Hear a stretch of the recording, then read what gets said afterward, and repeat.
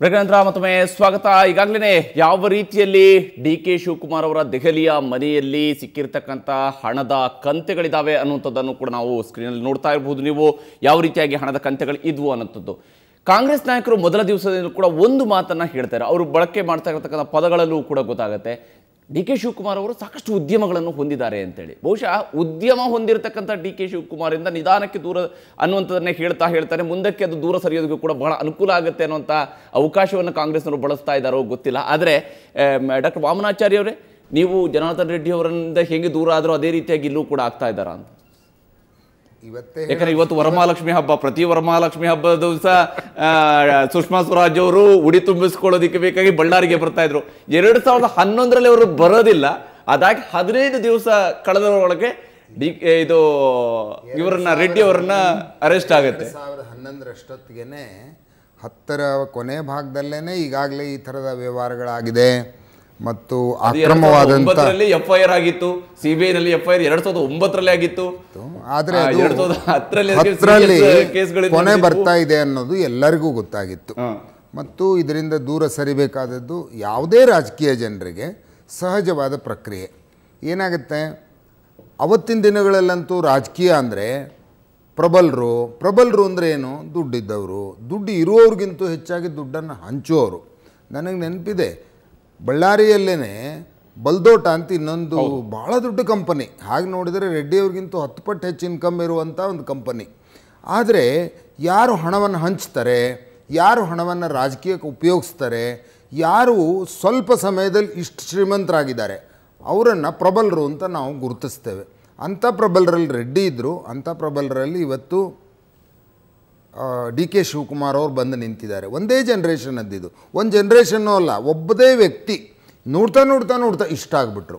ಈ ಹಣವನ್ನು manage ಮಾಡೋದಿದೆಯಲ್ಲ, ಇದಷ್ಟು easy ಇಲ್ಲ. ನೀವು ಎಷ್ಟು ಮಾಡಿದ್ರೂ ಹಳೆ ರೆಕಾರ್ಡ್ಗಳನ್ನು ತೆಗಿತಾ ಹೋದಂಗೆ ಒಂದಕ್ಕೊಂದು ಲಿಂಕ್ ಸಿಗ್ತಾ ಹೋದರೆ ನೀವು ಹೋದ ವರ್ಷ ಯಾಕೆ ಕಟ್ಟಲಿಲ್ಲ? ಈಗ ಒಬ್ಬ ಮನುಷ್ಯನಿಗೆ 10 ವರ್ಷದಿಂದ hardly few lac rupees income ಇದ್ದು ಇವತ್ತು 265 crore rupees ನೀವು ಡಿಕ್ಲೇರ್ ಮಾಡೋಷ್ಟು, ಅಂದರೆ 265 ಡಿಕ್ಲೇರ್ ಮಾಡಿದ್ದೀರಿ ಅಂದರೆ 10% ಇನ್ಕಮ್ ಇಟ್ಕೊಂಡ್ರು 2650 crore rupees ನಿಮ್ಮ ಇನ್ಕಮ್ ಇದೆ ಅಂದರೆ ಅಂಥ ದೊಡ್ಡ ಬಿಸ್ನೆಸ್ ಕರ್ನಾಟಕದಲ್ಲಿ ಯಾವುದಿದೆ? ಎಲ್ಲರೂ ಹೇಳ್ತಾರೆ ಬಿಸ್ನೆಸ್ ಅಂತ. ಉದ್ಯಮ ಡಿ.ಕೆ. ಶಿವಕುಮಾರ್ ಅವರು ಉದ್ಯಮಿ ಅನ್ನೋಂತ ಹೇಳ್ತಾರೆ ಅಂತ ಬಹುಶಃ ಇವ್ರನ್ನು ಕೂಡ ಪ್ರೊಟೆಕ್ಟ್ ಮಾಡ್ಕೊಳ್ಳುವಂತದಕ್ಕೆ ಏನು ಉದ್ಯಮ ಅನ್ನೋದನ್ನು ಯಾರು ಹೇಳ್ತಾ ಇಲ್ಲ. ಯಾಕೆಂದ್ರೆ ಕರ್ನಾಟಕದಲ್ಲಿ ಈಗ ಯಾವುದೋ ಒಂದು ನೀವು ರಿಲಯನ್ಸ್ ಅಂತ ಹೇಳಿ ಅಥವಾ ಯಾವುದೋ ಒಂದು ದೊಡ್ಡದು ಕಂಪನಿ ಟಾಟಾದ್ದು ಅಂತ ಹೇಳಿ ಯಾವುದೋ ಒಂದು ಕಂಪನಿ ಇದ್ದರೆ ಅವ್ರದ್ದು ಇಷ್ಟು ಟರ್ನ್ ಓವರ್ ಇದೆ ಅಂತ ಡಿಕ್ಲೇರ್ ಆಗ್ತಿರುತ್ತೆ. ಕರ್ನಾಟಕದಲ್ಲಿ ಡಿ.ಕೆ. ಶಿವಕುಮಾರ್ ಅವ್ರದ್ದು ಯಾವ ಕಂಪನಿ ಇದೆ ಪ್ರಾಫಿಟ್ ಆಗ್ತಿರೋದು? ಒಂದು ಸ್ಕೂಲು ಕಾಲೇಜ್ ಇದೆ. ಯಾವ ಸ್ಕೂಲು ಕಾಲೇಜ್ಗಳಲ್ಲಿ ಇಷ್ಟು ಪ್ರಾಫಿಟ್ ಮಾಡಲಿಕ್ಕೆ ಸಾಧ್ಯನೇ ಇಲ್ಲ ಅಂತ ಎಲ್ಲರೂ ಹೇಳಿದ್ದಾರೆ, ಇಂಜಿನಿಯರಿಂಗ್ ಕಾಲೇಜ್ಗಳಲ್ಲಿ. ಎರಡನೇದ್ದು, ಜನ ಡೌಟ್ ವ್ಯಕ್ತಪಡಿಸ್ತಿರೋದು ಇಲ್ಲಿರುವಂಥ ಕೆಲವೊಂದು, ನಾನು ಹೆಸರು ಹೇಳಬಾರ್ದು, ಇಲ್ಲಿ ದೊಡ್ಡ ಕನ್ಸ್ಟ್ರಕ್ಷನ್ ಕಂಪನಿಯಲ್ಲಿ ಇವರು ಇನ್ವೆಸ್ಟ್ ಮಾಡಿದ್ದಾರೆ ಅಂತ. ಅದು ನಿಜವಾಗ್ಲೂ ಇನ್ವೆಸ್ಟ್ ಮಾಡಿದರೂ ಕೂಡ ಇವತ್ತು ಕನ್ಸ್ಟ್ರಕ್ಷನ್ ಕಂಪನಿಯಲ್ಲಿ ಒಂದು ವರ್ಷಕ್ಕೆ 10ರಿಂದ 12%ಗಿಂತ ಜಾಸ್ತಿ ರಿಟರ್ನ್ ಇಲ್ಲ ಅಂತ ಎಲ್ಲ ಕನ್ಸ್ಟ್ರಕ್ಷನ್ನವರು ಹೇಳ್ತಾರೆ. ಅಂದರೆ ನೀವು 3000 ಕೋಟಿ ರೂಪಾಯಿ ನಿಮಗೆ ಇದು ಬಿಸ್ನೆಸ್ಸೇ ಆಗಬೇಕು ಅಂತಿದ್ರೆ ನೀವು ಎಷ್ಟು ಇನ್ವೆಸ್ಟ್ ಮಾಡಿದ್ದೀರಿ? ಆ ಹಣ ಎಲ್ಲಿಂದ ಬಂತು ಇಷ್ಟು ಶಾರ್ಟಾಗಿ? ನಾನು ಹೇಳೋದಿಷ್ಟೇ, ರಾಜಕಾರಣನೇ ದೊಡ್ಡ ಬಿಸ್ನೆಸ್ಸು. ಈ ಬಿಸ್ನೆಸ್ಸನ್ನು ಬಿಟ್ಟು ಇನ್ನೊಂದು ಬಿಸ್ನೆಸ್ಗೆ ಯಾರೂ ಹೋಗಲ್ಲ. ಇವತ್ತು ಕಳೆದ ಕೆಲವು ವರ್ಷಗಳಲ್ಲಿ ರಾಜಕಾರಣನೇ ಒಂದು ಬಿಸ್ನೆಸ್ ಆಗಿ ಇಲ್ಲಿರುವಂಥ ಲೈಸೆನ್ಸ್ ರಾಜ್ಯಗಳು, ನೀವು ಇದ್ರ ಹಿಂದೆ ಕೇಳಿದ್ದೀರಿ, ಸೋಲಾರ್ ಲೈಟದ ಪ್ರಾಬ್ಲಮ್ ಆಯಿತು, ಎಲ್ಲ ಕಡೆಗೂ ಬಂದಿದೆ. ಓವರ್ ನೈಟ್ ಸೋಲಾರ್ ಏನು ಆಕ್ಷನ್ಸ್ ಇದ್ದು 1 ನಿಮಿಷದಲ್ಲಿ ಮುಗಿದು ಹೋಗ್ತವೆ. ಹಿಂಗಾದ ಕೂಡಲೇ 10 ಸೆಕೆಂಡಲ್ಲಿ, ಲೆಸ್ ದೆನ್ ಎ ಮಿನಿಟ್ನಲ್ಲಿ ಮುಗಿದು ಹೋಗುತ್ತೆ. ಮತ್ತು ಅದು ಒಬ್ಬರಿಗೆ ಅಲಾಟ್ ಆಗುತ್ತೆ. ಮತ್ತು ಅವ್ರು ಯಾರು ಅನ್ನೋದು ಇವ್ರಿಗೆ ತುಂಬ ಕ್ಲೋಸ್ ಇದ್ದಾರೆ. ಅವ್ರ ಹೆಸರು ಹೇಳೋದು ಬೇಡ, ಯಾಕೆಂದರೆ ಇನ್ನೂ ಪ್ರೂವ್ ಆಗಿಲ್ಲ. ಇದು ಇನ್ನೊಬ್ಬರನ್ನು ಯಾರ್ದು ಗೊತ್ತಿಲ್ಲೋ ಅವ್ರನ್ನ ನಾವು ಗಲ್ಲಿಗೆ ಏರಿಸಬಾರ್ದು. ಆದರೆ ಇದು ಆಗಿದ್ದಂತೂ ಎಲ್ಲರಿಗೂ ಗೊತ್ತಿದೆಯಾ? ಅಂದರೆ ಇದು ದೊಡ್ಡ ಬಿಸ್ನೆಸ್. ಇದು this is what I look at a business. So ರಾಜಕಾರಣದಲ್ಲಿ ಏನಾಗಿದೆ, ಒಂದು ಕಡೆ ಬಿಸ್ನೆಸ್ಸು ಅಂದರೆ ಈ ಬಿಸ್ನೆಸ್ಸು, ಎರಡನೇದ್ದು ಇದ್ದಂಥ ಬಿಸ್ನೆಸ್ಗಳಿಗೆ ಪಾರ್ಟ್ನರ್ ಆಗೋದು. ಇಲ್ಲಷ್ಟೇ ಅಲ್ಲ, ಮಹಾರಾಷ್ಟ್ರದಲ್ಲೂ ಕೂಡ ಶರದ್ ಪವಾರ್ ಅವರು ಕಾಂಗ್ರೆಸ್ ಏನಿದೆ ಅದು, ಮತ್ತು ಕೆಲವು ಕಡೆ ಶಿವಸೇನಾದವರು, ಕೊಲ್ಹಾಪುರಿಂದ ಪ್ರಾರಂಭ ಆದರೆ ಪುಣಾದವರೆಗೆ ಇರುವಂಥ ಎಲ್ಲ ಇಂಡಸ್ಟ್ರಿಯಲ್ಲೂ ಲೋಕಲ್ ಲೀಡರ್ಸ್ ಪಾರ್ಟ್ನರ್ಸ್ ಇದ್ದಾರೆ. ಹೆಂಗೆ ಗೊತ್ತಾ? ಏನಿಲ್ಲ, ಇಲ್ಲಿ ಇಂಡಸ್ಟ್ರಿ ಆಗಬೇಕಾ, ನನ್ನ ಪಾರ್ಟ್ನರ್ ಮಾಡ್ಕೊ. ಇಲ್ಲದೇ ಇದ್ದರೆ ನೀನು ಆಗ್ಲಿಕ್ಕೆ ಸಾಧ್ಯ ಇಲ್ಲ. ಹೀಗೆ ಇವರೆಲ್ಲ ಸ್ಲೀಪಿಂಗ್ ಸೆಲ್ಸ್ ಇವರು. ಆದ್ರೆ ಅವರ ಮೇಲೆ ನಿಮ್ಮ ಸರ್ಕಾರ ಇನ್ನೂ ಕೂಡ ಯಾವುದೇ ಕ್ರಮಗಳನ್ನು ಕೈಗೊಂಡಿಲ್ಲ. ಎಲ್ಲ ಕಡೆಗೂ ಪ್ರಾರಂಭ ಆಗಿದೆ. ಕಳೆದ ವಿಧಾನಸಭಾ ಚುನಾವಣೆಯಲ್ಲಿ ಮಹಾರಾಷ್ಟ್ರದಲ್ಲಿ ಇದರ ಪ್ರಚಾರ ಮಾಡ್ಕೊಂಡಿದ್ರಿ, ಬಟ್ ಎಲ್ಲೊಂದು ಕಡೆ ಒಂದು ಅನಿವಾರ್ಯವಾಗಿರ್ತಕ್ಕಂಥ ಸಂವಾದ ಮುಂದೆ ಬೆಳಿಬಹುದು ಅನ್ನೋ ಕಾರಣಕ್ಕೆ ಇಟ್ಕೊಂಡು ಪ್ರಾರಂಭ ಆಗಿದೆ. ಎಲ್ಲ ಕಡೆಗೂ ಪ್ರಾರಂಭ ಸರ್ಕಾರನೇ ಇದೆ ಅಲ್ವಾ ಅಲ್ಲಿ? ಪ್ರಾರಂಭ ಆದ್ಮೇಲೆ ಇಲ್ಲ, ಅವ್ರದ್ದು ಇಲ್ಲ, ಶರದ್ ಪವಾರ್ ಅವ್ರ ಸರ್ಕಾರ ಇಲ್ಲ ಈಗ. ಅಲ್ಲ ಸರ್, ಬಿಜೆಪಿ ಸರ್ಕಾರನೇ ಇದೆ. ಬಿಜೆಪಿ ಸರ್ಕಾರ ಇದೆ.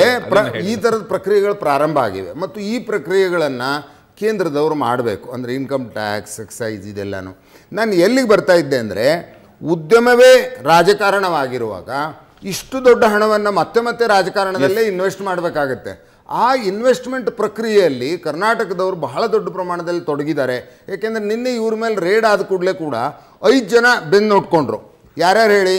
ಪಾಟೀಲ್ ಹೇಳಿದ್ರು, ಎಂ ಆರ್ ಪಾಟೀಲ್ರು. ಏನು ಹೇಳಿದರು? ಎಂ ಬಿ ಪಾಟೀಲ್ ಅಲ್ಲ, ಸಾರಿ, ಎಂ ಬಿ ಪಾಟೀಲ್ ಹೇಳಿದ್ರೆ ನಾಳೆ ನನ್ನ ಮೇಲೆ ಆಗ್ಬೋದು ಅಂತ. ಇನ್ನೊಬ್ರು ಹೇಳಿದ್ರು, ಪರಮೇಶ್ವರ್ ಹೇಳಿದ್ರು ನನ್ನ ಮೇಲೆ ಆಗ್ಬೋದು ಅಂತ. ಕೃಷ್ಣಪ್ಪ ಅವ್ರು ಹೇಳಿದ್ರು ನಮ್ಮ ಮೇಲೂ ಆಗ್ಬೋದು ಅಂತ. ಸೀತಾರಾಮ್ ಅವ್ರು ಹೇಳಿದ್ರು ನಮ್ಮ ಮೇಲೂ ಆಗ್ಬೋದು ಅಂತ. ಈಗ ನಾವೇನು ಹುಡುಕಿ ನಿಮ್ಗೆ ಹೇಳೋ ಅವಶ್ಯಕತೆ ಇಲ್ಲ ನಿಮ್ಮ ನೆಕ್ಸ್ಟ್ ಟಾರ್ಗೆಟ್ ಯಾರು ಅಂತ.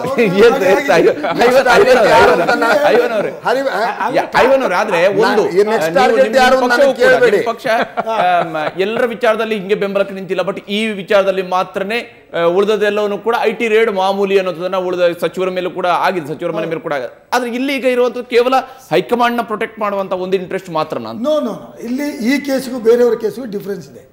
ನಾವು ನಾರ್ಮಲ್ ಕೋರ್ಸಲ್ಲಿ ಅವರ ಮೇಲೆ IT ರೇಡ್ ಆಗಿದ್ರೆ ಓಕೆ, IT ರೇಡ್ ಆಯಿತು, ಇಟ್ಸ್ ಎ ನಾರ್ಮಲ್ ಕೋರ್ಸು, ಅವರು ಉತ್ತರ ಕೊಡ್ತಾರೆ ಅಂತ ಹೇಳುವಂಥದ್ದು. ನಾಳೆ ಇವರ ಮನೆಯಲ್ಲಿ ಅಕ್ರಮವಾದ ಪತ್ತೆ ಆದರೂ ಕೂಡ ಇದು ರಾಜಕೀಯ ಪ್ರೇರಿತವಾದ ದಾಳಿ ಅಂತ ನೀವು ಹೇಳ್ತೀರಾ? ಯಾಕೆ ಹೇಳಿತ್ತು ಅಂದರೆ, ಯಾವಾಗ ಅವರ ಮೇಲೆ ಅವರಿಗೆ ಗುಜರಾತ್ ಶಾಸಕರನ್ನು ನೋಡ್ತಕ್ಕಂಥ ಜವಾಬ್ದಾರಿ ಕೊಟ್ಟಿತ್ತು, ಆವಾಗ ಇವರು ಆ ರೈಟ್, ಅದು ಆಕಸ್ಮಿಕವಾಗಿ ರೈಡ್ ಮಾಡಿದ್ದು ಅಂತ ನಾನು ಹೇಳೋದಿಲ್ಲ.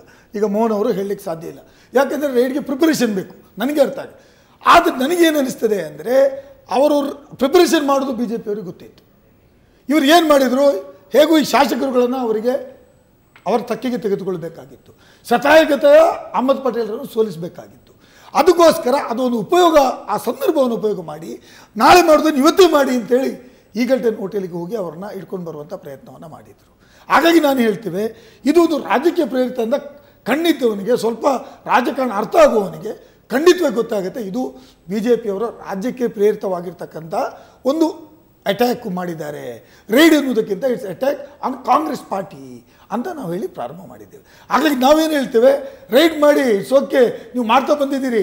ಈಗ ರೈಡ್ ಕಾಂಗ್ರೆಸ್ ಪಾರ್ಟಿ ಹೇಳ್ತಿರುವಂತ ನೀವು, ನಾಳೆ ದಿವಸ DK ಶಿವಕುಮಾರ್ ಅವ್ರ ಮನೆಯಲ್ಲಿ ಏನಾದ್ರೂ ಅಕ್ರಮ ಆಸ್ತಿ ಪಾಸ್ತಿ ಪತ್ತೆ ಆದ್ರೂ ಕೂಡ ನೀವು ಅದನ್ನೇ ಇದು ಕಾಂಗ್ರೆಸ್ ಮೇಲೆ ಅಟ್ಯಾಕ್ ಅಂತ ಹೇಳ್ತೀರಾ ಅಂತ? ಅಕ್ರಮ ಪತ್ತೆ ಆಗೋದಕ್ಕೂ ಅಟ್ಯಾಕ್ ಮಾಡೋದಕ್ಕೂ ನಾವು ಟೈಮಿಂಗ್ಸ್ ಆಫ್ ದ ಅಟ್ಯಾಕ್ ಅಂತ ಮಾತಾಡ್ತೀವಿ. ಈಗ ಮೊನ್ನೆಯಿಂದ ಏನು ಚರ್ಚೆ ಆಗ್ತಾ ಇದೆ, ಯಾವ ಸಂದರ್ಭವನ್ನು ಬಳಕೆ ಮಾಡಿದರು ಅಂತ ಹೇಳೋದನ್ನು ನಾವು ಒತ್ತಾಯ ಇರುವಂಥದ್ದು. ಇವತ್ತು ರಾಜಕೀಯವಾಗಿ ಎಲ್ಲೇ ಒಂದು ಕಡೆ ಇಡೀ ದೇಶದಲ್ಲಿ BJPಯವರು ಅಧಿಕಾರಕ್ಕೆ ಬಂದ ಮೇಲೆ ವಿರೋಧ ಪಕ್ಷಗಳು ಇರಬಾರ್ದು, ನಮಗೆ ಪ್ರಶ್ನೆ ಮಾಡುವವರು ಇರಬಾರ್ದು, ನಮಗಿಂತ ಜೋರಾಗಿ ನಮ್ಮ ಎದುರು ನಿಂತುಕೊಳ್ಳೋರು ಇರಬಾರ್ದು ಅಂತ ಈಗ ಬಿಹಾರದಲ್ಲಿ ಮಾಡಿದ್ರು, ಆ ಗೋವಾದಲ್ಲಿ ಮಾಡಿದ್ರು, ಮಣಿಪುರದಲ್ಲಿ ಮಾಡಿದ್ರು. ಇದೆಲ್ಲ ನೋಡುವಾಗ ಏನು ಅನಿಸ್ತದೆ ಅಂದ್ರೆ, ನಮಗೆ ವಿರೋಧ ಇರುವವರು ಈ ದೇಶದಲ್ಲಿ ಇರಬಾರ್ದು. ಖಂಡಿತ ಮೋಹನ್ ಅವರೇ ಆಚಾರ್ಯ ಮಾತಾಡ್ತಾರೆ ನಿಮ್ಮ ಜೊತೆಗೆ. ಮೋಹನ್ ಅವರೇ, ಇಲ್ಲಿರ್ತಕ್ಕಂಥದ್ದು ಈ ಅಕ್ರಮಗಳು ಸಾಬೀತಾಗುವಂಥದ್ದು ಅಥವಾ ಈಗ ಹಣ ಸಿಕ್ಕಿದೆ ಅಂತೇಳಿ ಆದಾಗ ನೆಕ್ಸ್ಟ್ ಲೆವೆಲ್ಗೆ ಕೇವಲ IT ಗೆ ನಿಲ್ಲುತ್ತೆ ಅಥವಾ ಮೇಲೆ ಹೋಗುತ್ತದು?